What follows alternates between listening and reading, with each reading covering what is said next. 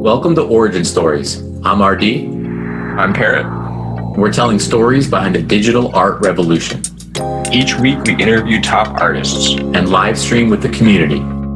Let's go. Today is tomorrow's origin story.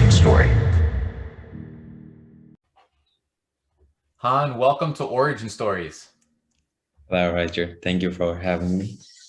It's a pleasure, and you have this incredibly big date that's coming up, and it's a really interesting time to do the origin story. You know, there's so much that's going on, and so many people probably know all about you in the context of what's going on now.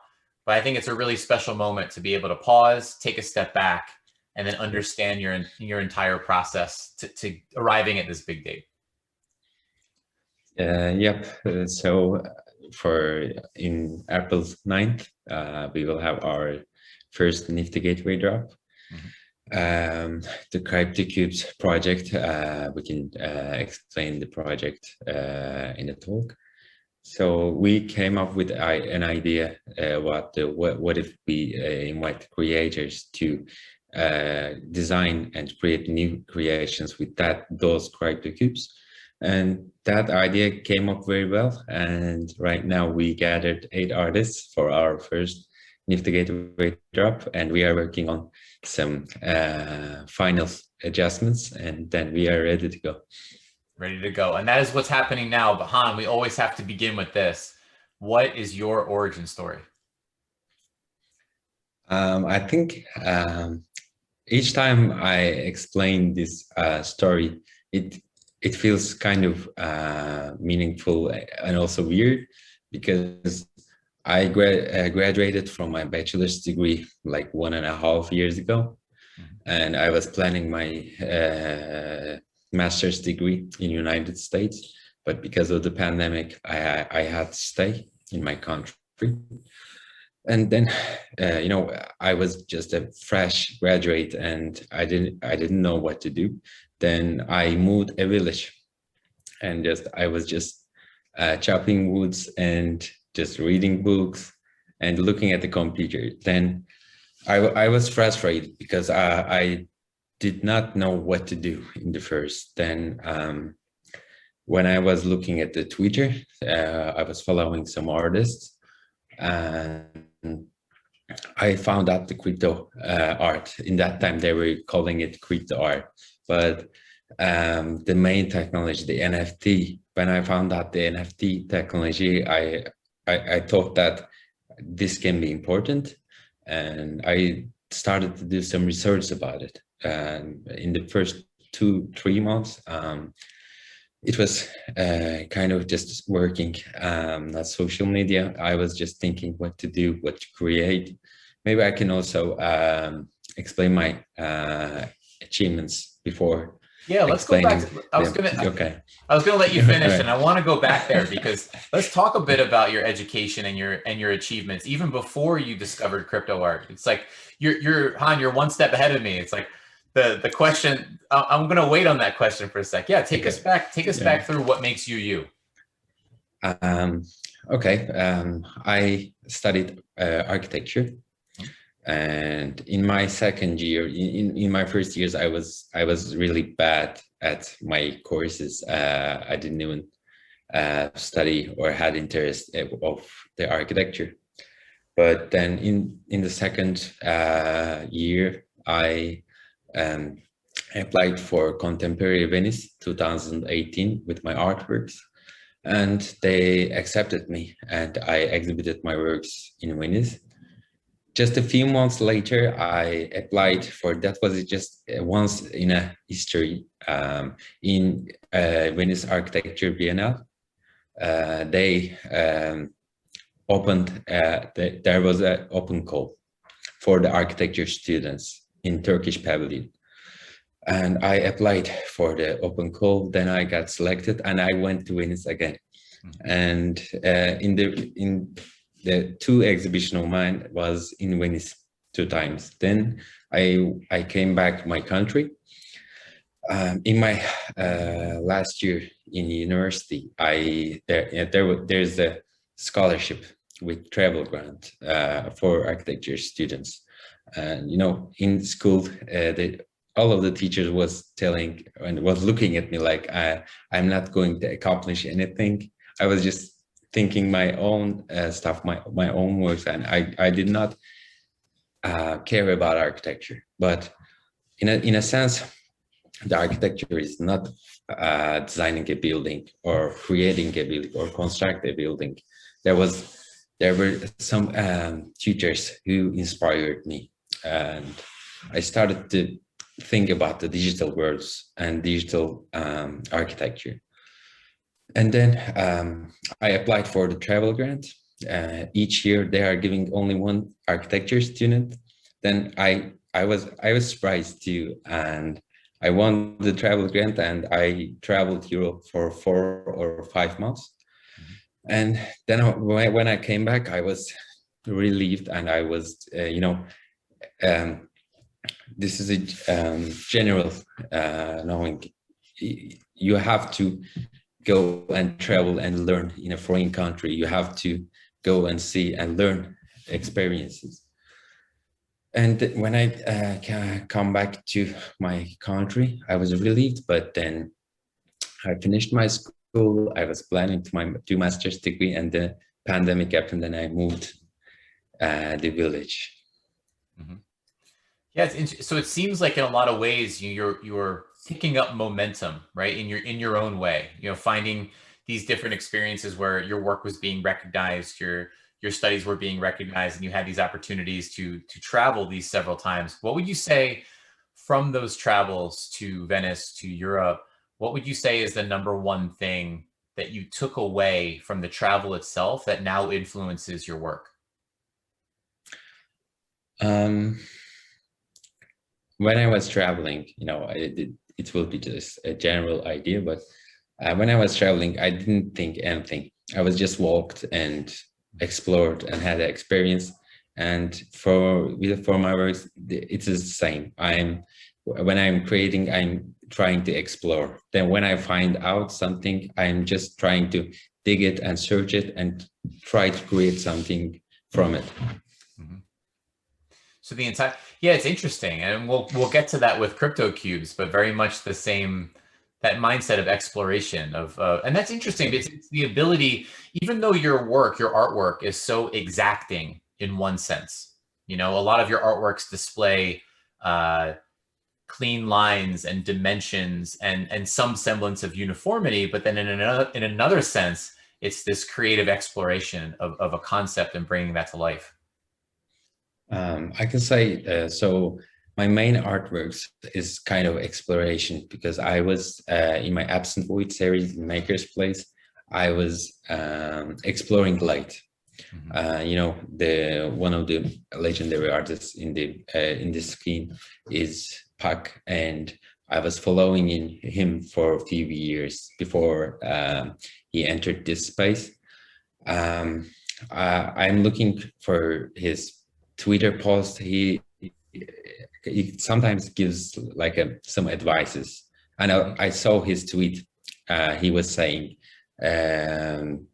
explore with light and try to understand light. Then I started to create the Absent Void series with it. Mm-hmm. And for the CryptoCubes, it was my graduation project, and I was trying to create modular spaces with blocks and for architecture spaces.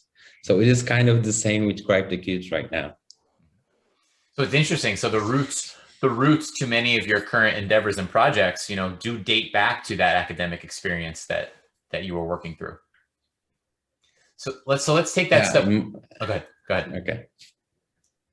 I took a lecture about script and generative architecture. Mm-hmm.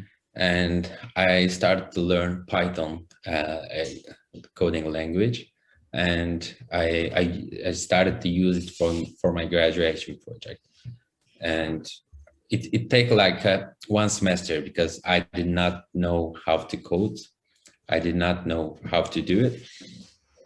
But after I create, and it was just, I was thinking in that time, okay, I created this project, but I have to use it somewhere, or I have to create something which I can use in the future. So I was thinking like that, but when I finished my bachelor's architecture, I totally forgot it for like a few months in the beginning. Yeah, that's interesting. And then now it has come full circle. But let's go a step forward to that next question now to ask you, because you had started to describe it earlier, but take us the whole way through now. How did you find crypto art? And then how did you begin to, how did you make the decision to jump in yourself and then begin to implement your first artworks? Okay, so in that time, I saw this scene as crypto art, but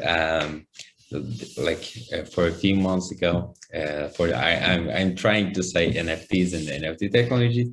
So I was, as I said, 5 years for 4 or 5 years, I was following Pak. And then I saw his red pixel, and from my opinion, it's kind of a lot of people criticized it. It was a lot of opinions was there. But when you, I don't know if you did it, when you right click and save as that red pixel and open it in a text format, you can see that this pixel is all yours. And it was kind of like good manifestation from my opinion. And in first, when I see that work, I started to do much more research. I didn't enter immediately, but I waited and tried to learn what is happening in here. And then when I found out the scene, I started to modify my graduation project, which is CryptoCubes, and I applied to Makerspace. And it was like a 2 or 3 months journey to create the CryptoCubes, because I was not good at coding, and I was trying to create something neat and visually pleasing. So I worked on like for 2-3 months, because and also I was in a village. I had nothing to do. I worked 10 or 12 hours in a day to create those files. You were just every day, just going after it, and every day. Yeah. When you make the decision to start that journey, right, and you start putting all of that work in, take us through the thought process there. Do you know right away it's going to be 256 cubes, which is obviously an exorbitant number? Do you know that right away, or does it take a moment to arrive at that decision as to the breadth of the project? In the first, I did some research about CryptoPunks, and it is now one of the first projects in the scene. And there was some trades and the numbers, but the CryptoPunks is created by a script. So it has 10,000 collectibles. In the first, I thought that I can't do it, because I won't do with a script. I will just mint them individually.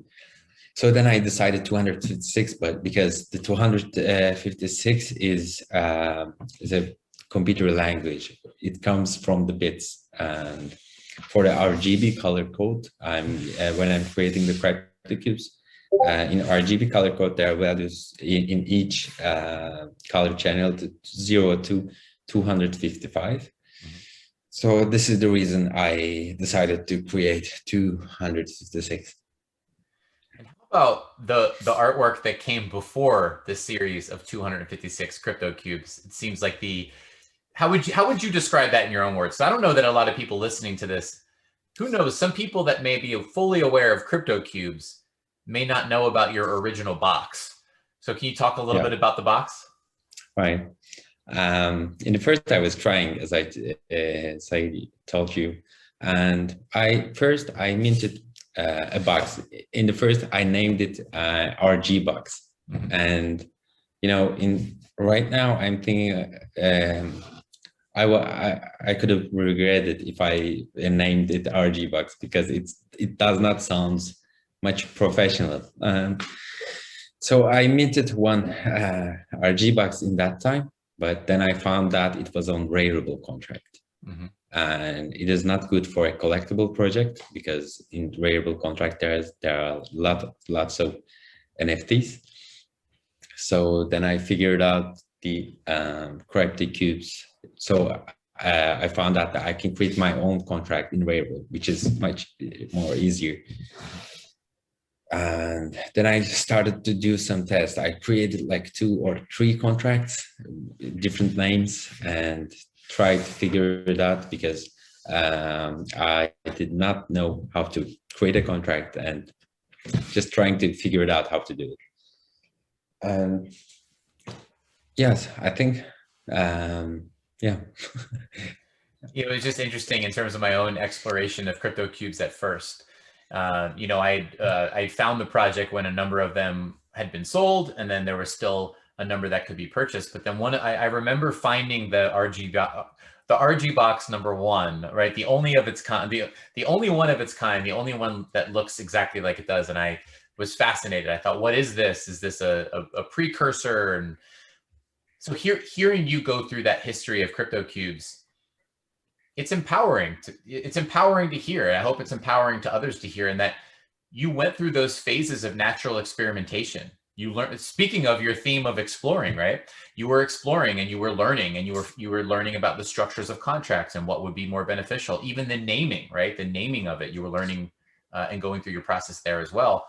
And then the dramatic flourish of what is now, what looks and appears and is a very cohesive, together, structured project. Do you feel as though, looking back at those steps, is there a sense of fulfillment there, knowing that you tried several things and then happened upon the one that is that is what exists today?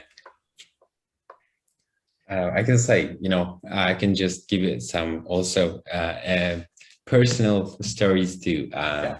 I said I went to village, but I lived with my mother and father with 1 year, and both of them was really nervous about my future.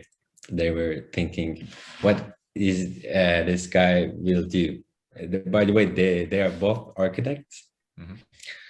And they wanted me to do architectural jobs, designing a building and kind of things. And they were they didn't believe me. The only believer in me in the beginning was my girlfriend, Hilal, and she came to Trabzon to support me, because each day they were just asking me really nervous questions about my future and trying to create my way. And I was kind of frustrated. Then with this, as I told you, I was just exploring. These things happened for a reason, I guess, because after a few times, when I created the CryptoCubes, I had no ETH to mint the 50 of them. I was just minting the 50-50. And when I started to mint them, there was a collector who bought 7 or 8 CryptoCubes. Then I minted 50 of them. For a few days, it was kind of slow for the sales, but I kept working for 1 month or 2 months. And sometimes I was just saying my father, okay, today I sold a CryptoCube, and he didn't even think about what he's doing. He only said, what is he doing? The cubes are only spinning. Will he make more money? He was just making fun with me. In a few times I thought same with my father too, because I was at the beginning, I had no experience, but I kept working. Mm-hmm. And on it went. So let's go to that. So the process of minting 50 at a time, moving on into the next tranche. What's another formative moment in that process? Does your father begin to come around at a certain point in time as you walk down that road and sell more cubes? I will explain the story in a few words. So the major part was the fafafofo boat, like 10 CryptoCubes in the beginning.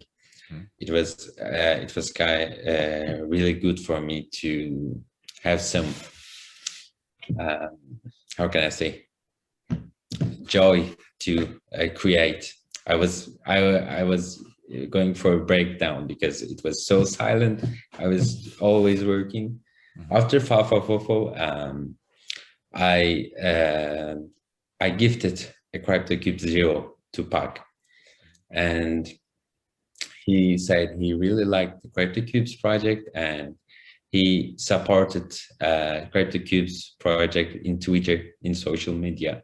And after that, I met you, I met with Patrick, I met with Aksel, I met with Matt, Brandon. You know, it became much more professional in that time because I was just a fresh graduate. I'm 25 years old and I was trying to learn. I started to get advices from everyone, and but I tried to do everything like organized, because if I did not do the CryptoCube trades, this project would not be that go bigger, because when I see in the CryptoPunks project, the main thing is the rarities, main thing is the properties, which is defining the uniqueness of each piece. Yeah, personally speaking, when I first found the project, right? I found the project and I had several thoughts and several reasons why I was attracted to the project. I was attracted to the project structure, right? I thought that it was rolling out in a professional manner. It was rolling out tranche by tranche. There was a system to it. There was a structure to it. You knew what to expect. And I thought that that was important. I thought that was a very important thing. And then when you look at the cubes themselves, I really enjoyed that it is not just a cube spinning, that there are use cases behind it, right? There are files behind it. There's the expectation that these cubes can travel to metaverses with you and be displayed in various places. In fact, one of the most impactful images early to me, shout out to Patrick James CryptoBeverage, but he had a cube on display in Decentraland. I thought that was a very powerful image. It was this window into how one thing, you know, on your screen, it may look like this tiny spinning cube, but now all of a sudden you walk into a metaverse and it's this gigantic cube installation that you can walk through and around and interact with. It looked very, very grand. And you take that a few steps further and you wonder, what are the creative use cases that people will come up with? What other metaverses will people take them to? Today, we could talk a little bit later about AR filters and these kinds of things. But now we're talking, right? Now it's the layer beyond art. It's really again, this use case underpinnings of art. And I find I'm dramatically impressed. Art can absolutely stand on its own, but there are projects to me that are differentiators that put the art and the use cases together, and it really elevates the project. And then two more things, the rarities, to your point. The rarities that you put together do elevate it. They bring that collector mind into it. You start to put rarities together. I remember one of the first things that I did, I got so fascinated with them, I created this spreadsheet and started multiplying the rarities out and figuring out what was the quote unquote rarest cube, what was the most unlikely cube to come into existence. And then Han, the final reason why I looked at that project and I thought, this is fabulous, is you. And it's because we haven't even touched on the rest of your art. But to me, I saw Han as somebody who was incredibly talented, doing multiple things at once, doing those things well, and finding you first on Makersplace, and then we can talk about your SuperRare as well. But you were doing wonderful things over there while the CryptoCubes project was in its last stages of selling out. I could say for the CryptoCubes, as I told you, I was just inexperienced guy who was trying.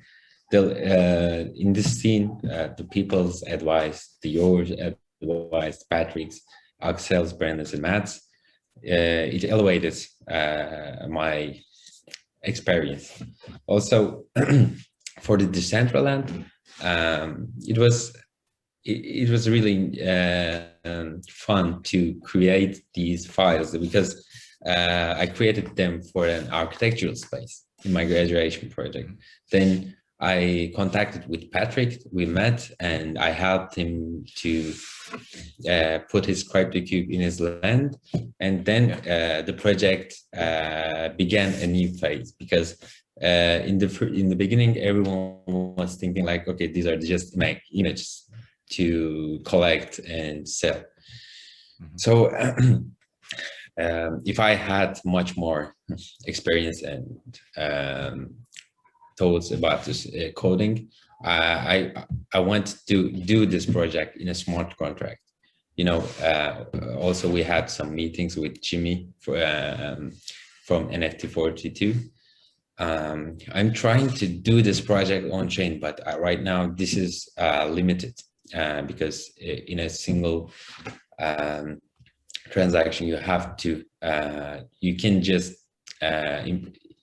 put a little information, a little file sizes, and right now I think the new phase is the exploration of the on-chain for this project. And for my art, I think I can't say it's art, because it is my explorations and my experiences. I'm always trying to learn, and I hope I will try to learn in the future. And each time I'm creating something, in that time it can come to me good, but just a few months later, when I learned new things, when I look at back, I am always saying, okay, this is wrong and I have to improve it.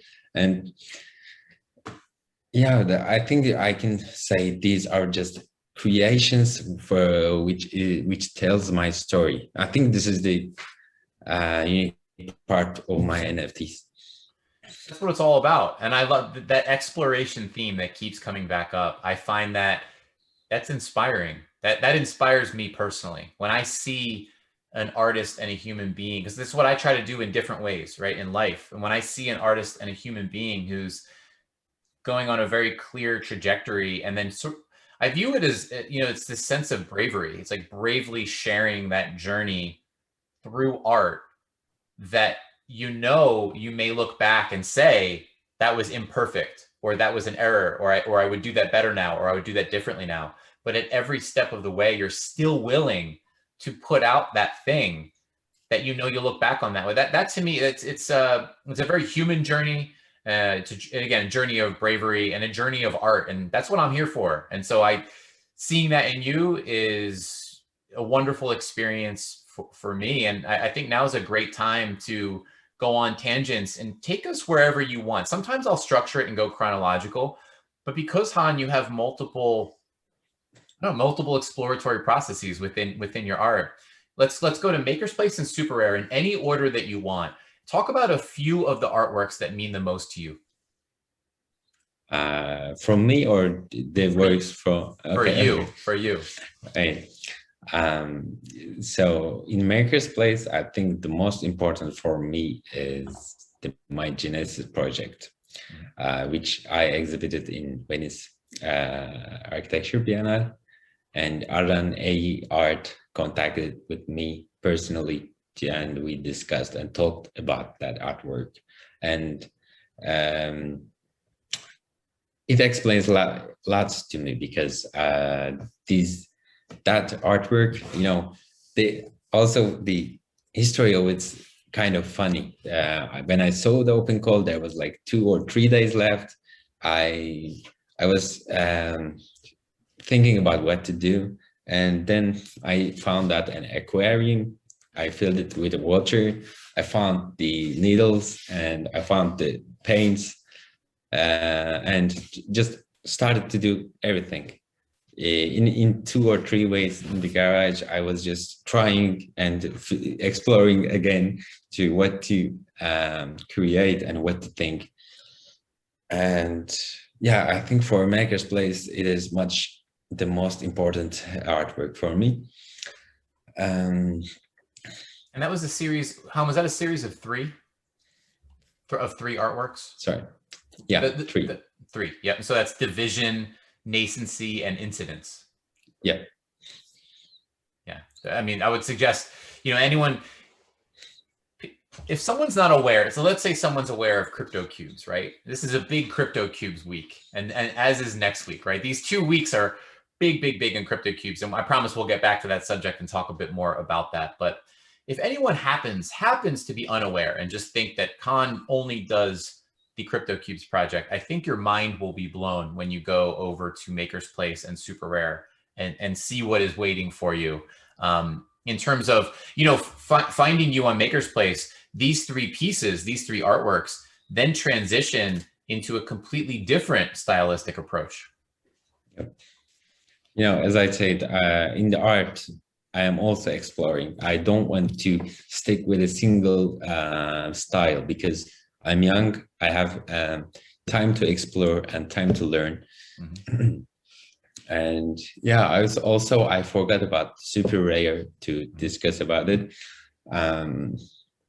For me, I think it is the mathematician, which is just I minted a few weeks ago because when I was doing some research about the optics, for the cameras, the term called camera obscura, which is the just explanation of the optics.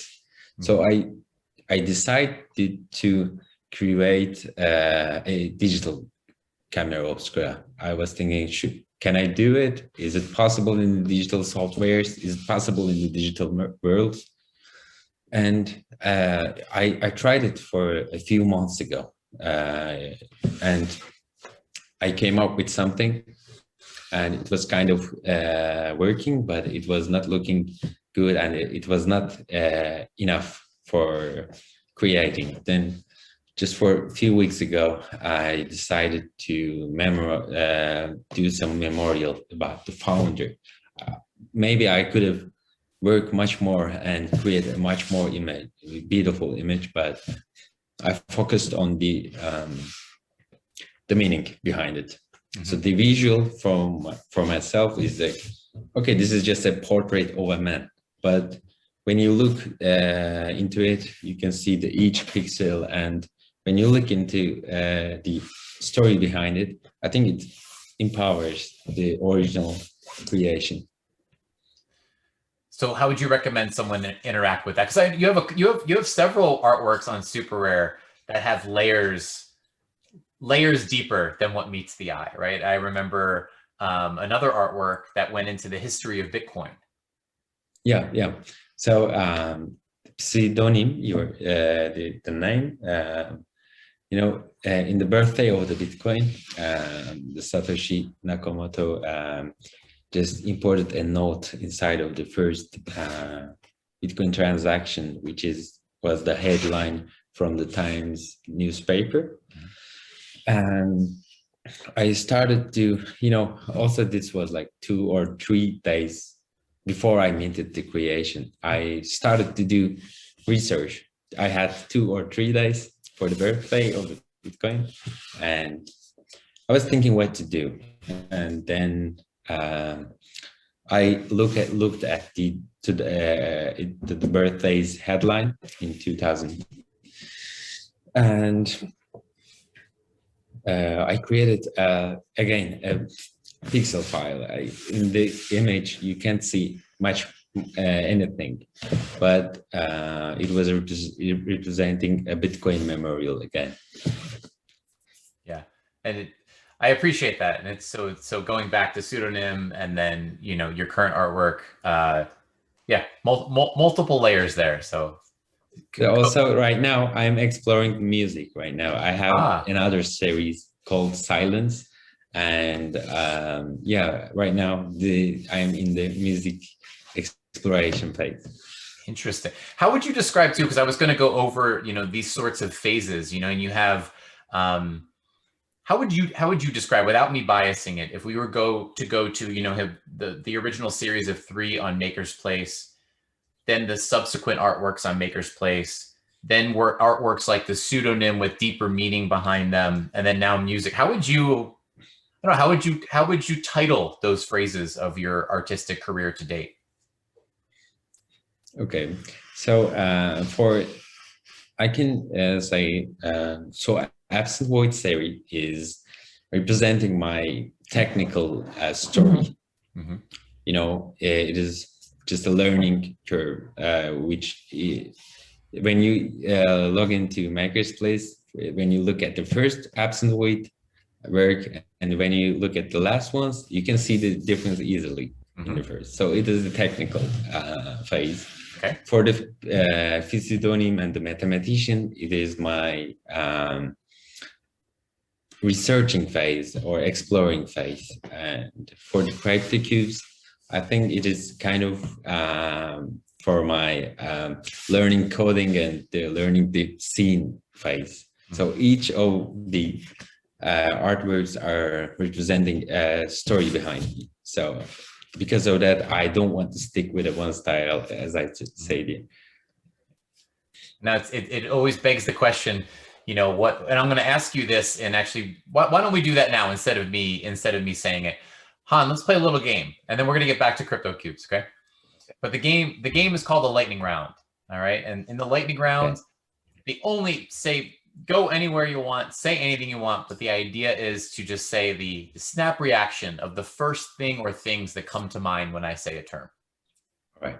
Okay, you ready? Okay. All right. Lightning round. Here we go. Topic number 1, crypto art. NFTs. Topic number 2, the last piece of artwork in the NFT world that made you stop and appreciate. The untitledxyz. I don't remember the name, but it was about the metaverses and the architectural piece. And that's on SuperRare? Yep. Yes. Yeah. On SuperRare. I'll link. Topic number 3, Nifty Gateway. Nervous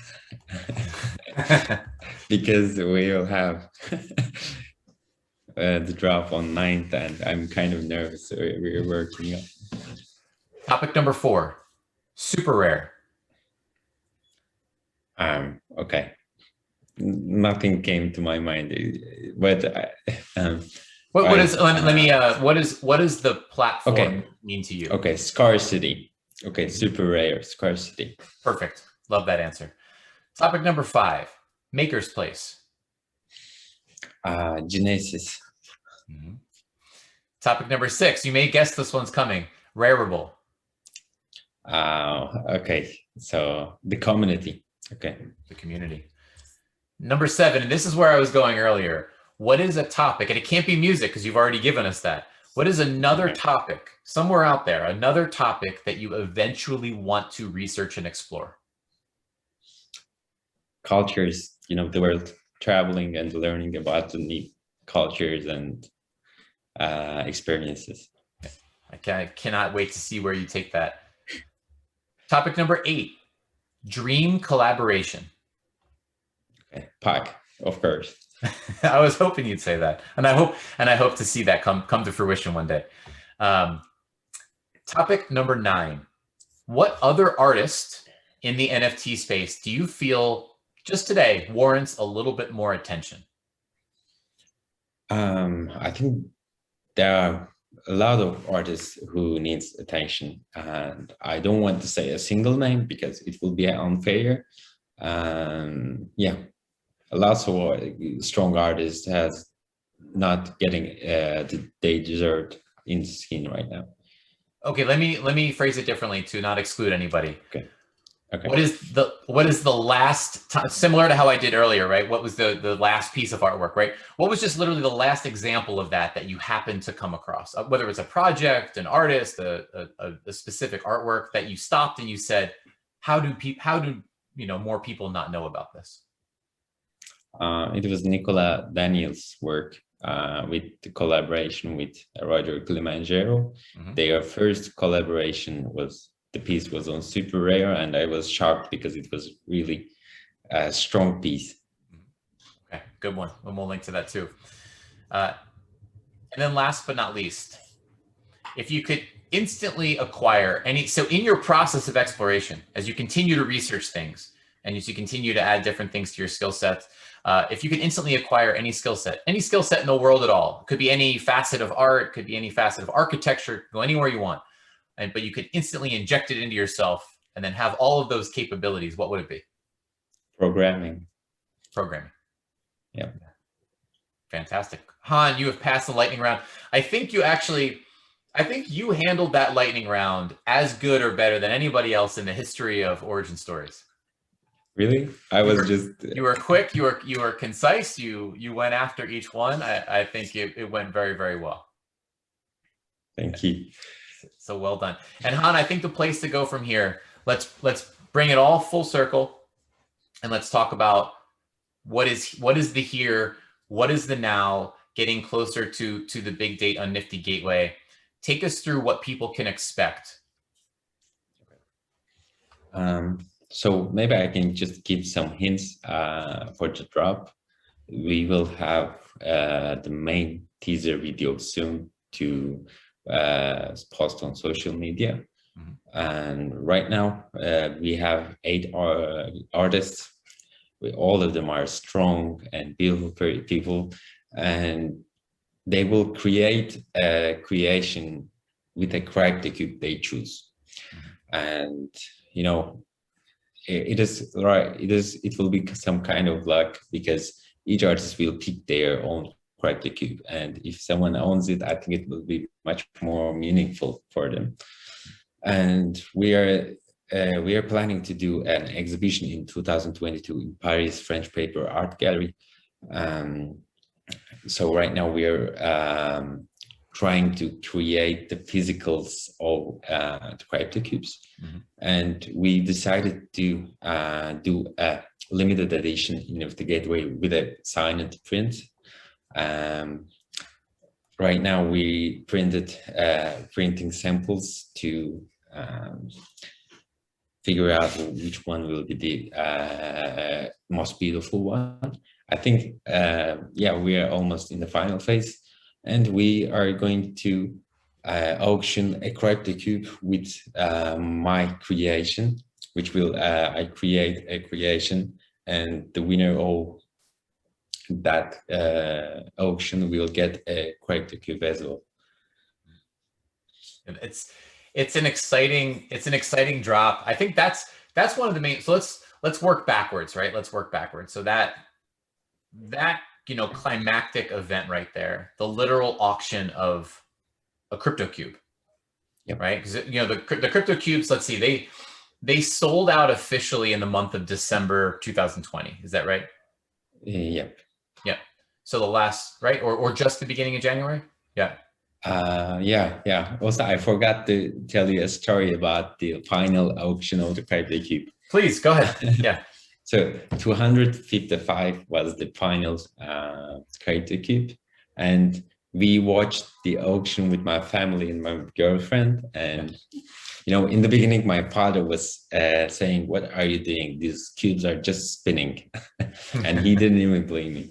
And in the final auction, we were in my room and watching the auction, and it went for 10.5 ETH, and my dad had a panic attack, because it is kind of a not kind of, it's a lot of money for everyone. And after that, my family also started to believe in me for my future, and they decided to not to give me advice, but just supporting me. And yeah. That was and shout out to Brandon Kang, who won. Yeah, Brandon Kang and Matt, the white Kymin. And Matt Kymin, yeah. Brandon won the final CryptoCube. That was a great, you know what? That was an event. that last auction was an event, because I think, you know, the last tranche of CryptoCubes that went through CryptoCube number 254, they had sold for, I think it was 0.35 ETH each. Yeah, so the first 100 was 0.15, and the 50 of them was 0.25, I guess. Yeah, and the final ones was 0.35. And also, there was times I couldn't sell. I just gifted the creators, I gifted the collectors, and you know that final auction was a huge milestone for me. Yeah, because, you know, from my perception, yeah, each tranche had built, you know, a little bit more ETH per tranche. In that last tranche, there was some serious momentum, and the last, let's say 30, 40, 50 CryptoCubes went what would seem like pretty rapidly, leading to that last auction of the last CryptoCube. And I will never forget it, because, you know, I think I had bid early, and shout out to snaileXpress, who's also bidding in there early. And then the war began between Kymin and Kang. And I remember I was with my 3-year-old daughter out in the playground, and my goal was not to pick up my phone, right? My goal was to have my phone in my pocket and play and have fun. And I got sucked in. And I remember looking at my phone and seeing this bidding evolve step over step over step, which I think speaks to just how much momentum CryptoCubes had developed in the several months prior. And then boom, you know, over 10 ETH was the closing auction price. And then all CryptoCubes were sold out, and then on into the secondary, and then fast forward to today. It's a pretty incredible journey. Yeah, also I want to say, in the scene, there are a lot of beautiful people, and also there are a lot of criticism to what to do. So for some of the people or likes Rarible, some of the people don't. But I think, from my opinion, I think that every platform is good if you want to explore, or if you are devoted to that project. So I don't know, in the future I'm planning a new adjustments for the CryptoCubes, and also I can say right now, if I create a project, I will do a different way. But I want to also say that starting from Rarible was a good choice for me. It was really good for me. Yeah, I think it has worked out just fine. And let's go back to the Nifty Gateway date, April 9th, next Friday. And so talking about, you know, we reflected on all of the cubes and how they progressed, but now someone has a chance to get one of those CryptoCubes, which is really, really an interesting moment to see it jump from Rarible, where they've had so much success. Now one of those cubes going to Nifty Gateway. In a sense, it's not going to live there, but it's going to be represented there, and someone does have a chance to win, to auction and win it there. And then taking a step back and giving a shout out to the 8 incredible, I mean, the amount of sheer artistic vision and talent who are all aligned for this drop is pretty breathtaking. But giving them all the shout: Filip, Hodas, Roger Kilimanjaro, Alotta Money, Nicolas, Daniel, Fvckrender, Victor Mosquera, Arc4G, and Refik Anadol, all on the same on the same moment, the same day, the same platform. It's a pretty incredible scene to witness. Yeah, I'm also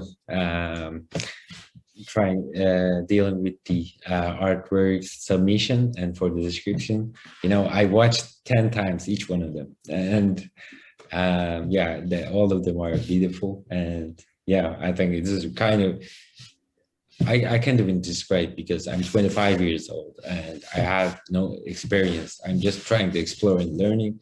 And right now there are 8 artists, which is just professionals and really strong names.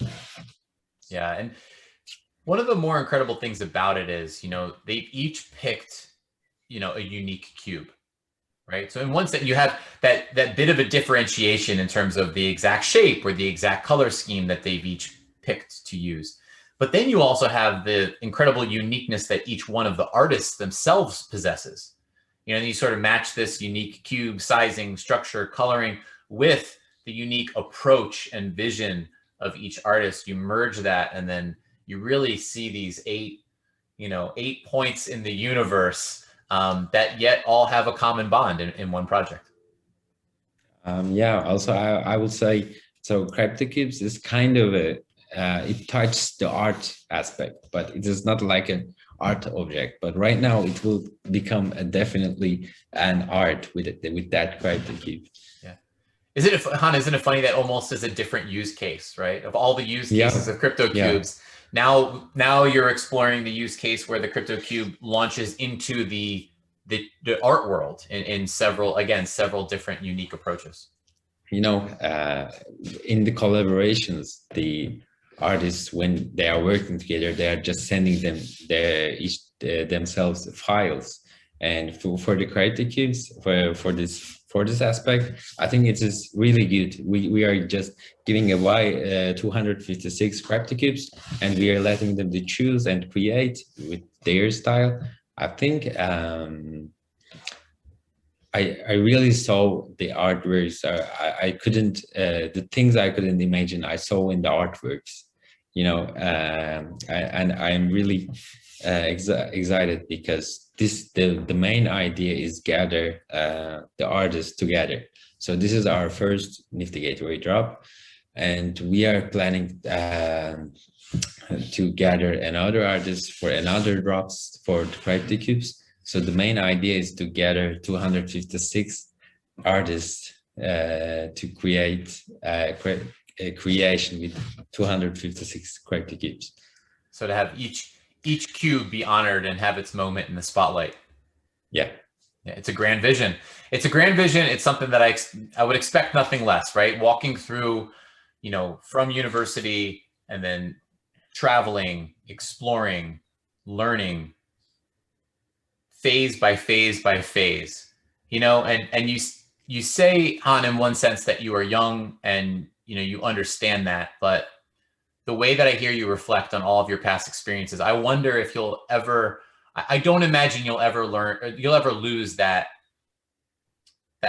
thirst just to learn something new, incorporate something new. Look back, even when you're 45, Han, you might be looking back at an artwork from when you were 44 and saying, no, that was a mistake, or I could do that better. I could see that playing out that way. I hope I will be like that. I want to say, so these journeys for CryptoCubes, for artworks is a great journey, and from experience side, and also another my personal life, I had really good experience. These made me much more mature to understand other people and understand the consequences, understand the situations. I will always learn, but I think these journeys really meaningful for me.